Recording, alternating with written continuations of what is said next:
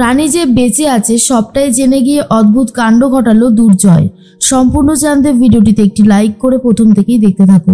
গল্পের শুরুতেই দেখা যায় রানী তো চলে গিয়েছিল নার্সিংহোমে। সেখানে গিয়ে রানী দেখতে পায় অনেক কিছুই।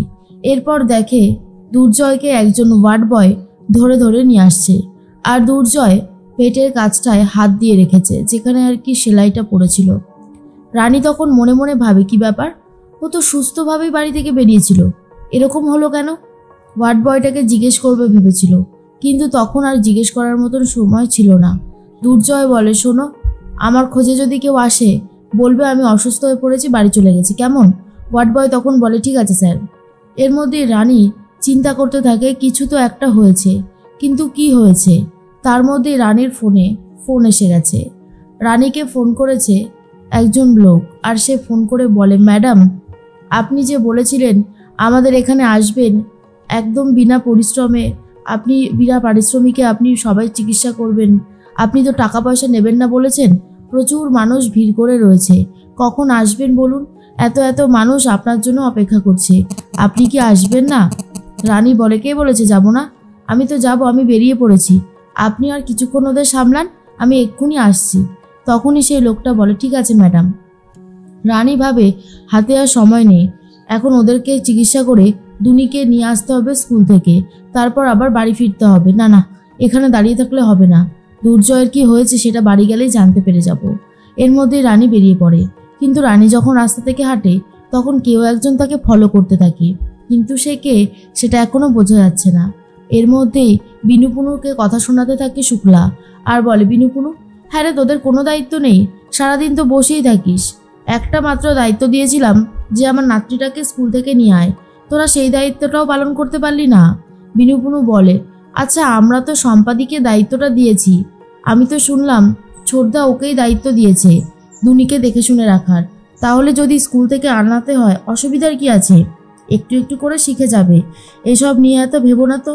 আর তখনই শুক্লা বলে, ওই মেয়েটা সদ্য এখানে এসেছে, ওকে আমি খুব একটা ভরসার বিশ্বাস করি না, জ্বালা তো আমারই, আমার নাতনিটা ছোটবেলা থেকে অনেক কষ্ট পাচ্ছে, বাবা মার ঝামেলা দেখলো, মা চলে গেল, এখন না জানি আর কপালে কি আছে।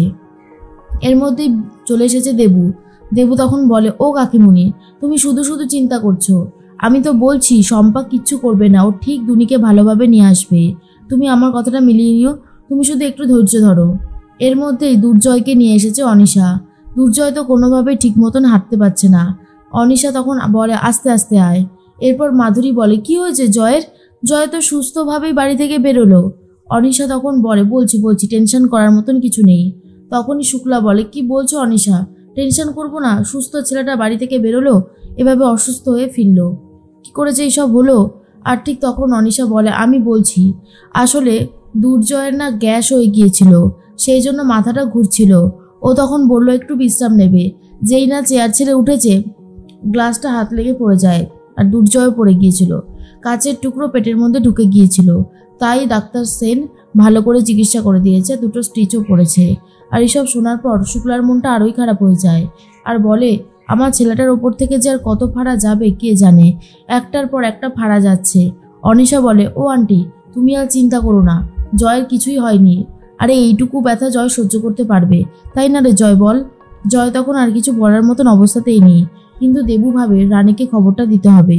এর মধ্যেই রানী যখন যেখানে যাচ্ছে সেই মানুষটা ছবি তুলতে থাকে, ভিডিও করতে থাকে, কিন্তু ইনি অনিশার লোক নয়, ইনি শুধু রানীর কিছু কার্যকলাপ ভিডিও করে নিচ্ছে। মনে হচ্ছে দুর্জয় রানীর পিছনে একজনকে লাগিয়েছে, যাতে রানীর ওপরে আর কোনো বিপদ না আসে, রানীকে সবসময় সে প্রোটেক্ট করতে পারে, চোখে চোখে রাখতে পারে, আর সমস্ত খবর মোস্ট প্রবাবলি দুর্জয়কে দিচ্ছে। আর এর মধ্যেই দুর্জয় কিন্তু অনেক বেশি পরিমাণে সতর্ক রয়েছে। এরপর দেখা যায় শুক্লা মনে মনে ভাবে, ছেলেটার বিপদটা যেন কাটতেই চাইছে না। রানী তো চলে এসেছে, আর বলে, আপনারা সবাই লাইনে দাঁড়ান, আমি সবার চিকিৎসা করে তারপরে এখান থেকে যাব। এরপর একে একে সবাই চিকিৎসা করাচ্ছে। রানী তো খুব খুশি, রানী আসলে এটাই চেয়েছিল যে তার জীবনে যতই বাধা আসুক না কেন, ডাক্তার যখন সে হয়েছে তখন গরিব মানুষদের, যাদের বাইরে কোথাও চিকিৎসা করানোর ক্ষমতাই নেই, তাদের চিকিৎসা করবে। আজকে রানী অনেক বেশি খুশি। এর মধ্যেই মনে মনে একটা কথাই রানী ভাবে, আমি তো এটাই চেয়েছিলাম মা। আজ তুমি দেখতে পাচ্ছ তো আমি সবার সেবা করছি, আমার খুব ভালো লাগছে জানো, মনে হচ্ছে আমার ডাক্তারি পড়াটা একদম সার্থক হয়েছে। তার মধ্যেই অনিশা বলে, আন্টি আমি বরং জয়কে একটু ঘরে নিয়ে যাই, ওর এখন বিশ্রাম করার সময় এসে গেছে। তখনই শুক্লা বলে, আচ্ছা ঠিক আছে নিয়ে যাও। এর মধ্যে জয়কে নিয়ে চলে এসেছে ঘরে। আর অন্যদিকে রানীর চিকিৎসাও শেষ হয়ে গেছে। রানী তখন সেই লোকটাকে বলে, আচ্ছা দাদা তাহলে আমি আসি। তখন সেই লোকটা বলে, ঠিক আছে ম্যাডাম, কালকে একবার আসবেন নাকি পরের সপ্তাহে একবার আসবেন? একবার করে আসলে সপ্তাহে খুব ভালো হবে। রানী তখন বলে, আমি আসবো, আপনি একদম চিন্তা করবেন না, আমি ঠিক সময়ে আসবো। তখন সেই লোকটা বলে, আচ্ছা ম্যাডাম। এরপর রানী চলে যায়। আর সেই লোকটাও সমস্ত ভিডিওগুলো করে নিজের কাছে রেখে দেয়। আর তারপরেও সে কাকে সময় সময় খবরগুলো জানিয়ে দিচ্ছে। অন্যদিকে দেখা যায় দুর্জয় তো শুয়ে রয়েছে। তার মধ্যে অনিশা এসে বলে, জয় তোর কোনো ক্ষতি হোক আমি কখনোই চাই না, তোর সাথে আমার বিয়ে, জানিস তো জয়, মাঝে মধ্যে মনে হয় ভগবান বোধহয় এটাই ঠিক করে রেখেছিল। রানীর সাথে তোর যে কোনোদিনও মিল হবে বা রানী আর তুই যে জমিয়ে সংসার করবি সেটা আমি জানতাম কখনোই হবে না। আর রানী যে চলে যাবে সেটাও জানতাম। আর তখনই দুর্জয় মনে মনে ভাবতে থাকে, তুই তো জানবি অনিশা। দুর্জয় তখন বলে, অনিশা তুই যে কি বলছিস বলতো, আমার তো কিছুই মাথায় ঢুকছে না। অনিশা তখন বলে, শোন আমি তোকে ভালোবাসি, তোর আর আমার বিয়েটা ভগবান আগে থেকেই লিখে রেখেছিল। হ্যাঁ তার আগে অনেক কিছু ঝামেলা লিখে রেখেছিল, কিন্তু সব ঝামেলা মিটে গেছে। এখন তুই শুধু আমার আর আমি শুধু তোর, বুঝতে পারলি? এরপর দুর্জয় আর কোনো কথা বলতে পারে না। আর অন্যদিকে দেখা যায় দুর্জয়কে জড়িয়ে ধরতে গেলেই দুনি চলে এসেছে। দুনি এসে বলে, বাবা। আর তখন দুর্জয় বলে, দুনিমা সব ঠিক আছে তো? দুনি তখন বলে, হ্যাঁ সব ঠিক আছে। এরপরে দুনিকে দেখে দুর্জয়ের যেন সমস্ত কষ্ট একেবারেই গায়েব হয়ে যায়। আর এর মধ্যে রানী মনে মনে ভাবে, অনিশাদি তুমি যেটা ভাবছো সেটা কোনোদিনও পূরণ হবে না। রানীর চোখের থেকে জল পড়তে থাকে। তার মধ্যেই রানী চলে যায় দেবুর ঘরে। দেবুর কাছে গিয়ে সমস্ত সত্যিটা জানতে পারে যে কি হয়েছিল দুর্জয়ের আর কেনই বা পেটে হাত দিয়ে চলছে।